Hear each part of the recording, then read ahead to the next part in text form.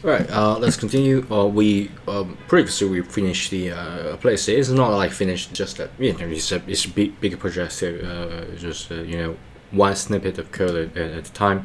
And at the PlayerState machine, basically it's just a state machine that is not model behavior, it's not controlling, and the behavior is just like a switcher that I can switch between things. So what I'm going to do is just delete everything right now, and player state's current state.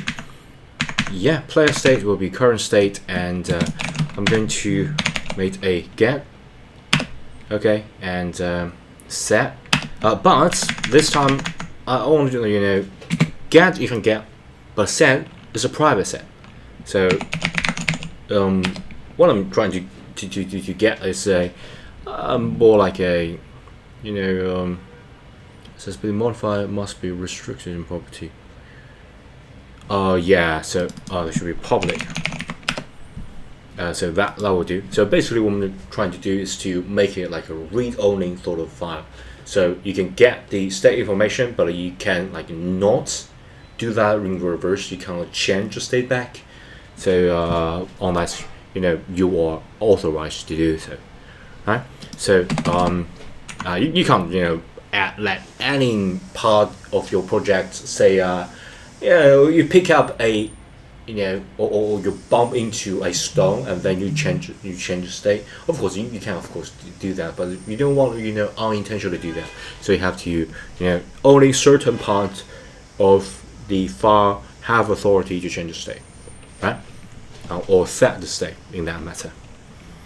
So public and public void and initialize player state. Yeah, start state. Come on, start. Where's your compiler? Yeah. Starting state. Yeah, start state. That should do. Start state, and we got current state, start state, and current state. Then enter that start state. That's good. And yeah, public void change state, play state, and a specific new state. And then current state will exit, enter new state, and then enter. That's good. Perfect. So compiler has done like a really good job, right? That's the reason I like a coupling with artificial intelligence to greatly improve your efficiency while you're working, right? Good.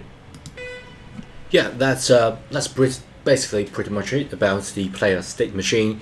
So just initialize it and change it. But there's no different player state for me to switch. So in next video we're going to generate a bunch of player state, like idle, like a running, jumping, something like that. So we can actually switch things.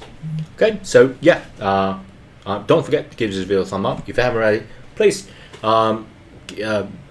subscribe to my channel. And the most important thing is for you, if you it's not like you're rich but you won't support me, because I'm really broken in a very disastrous financial situation. So please join the Patreon if you want to just directly download the code, or just just download the whole project.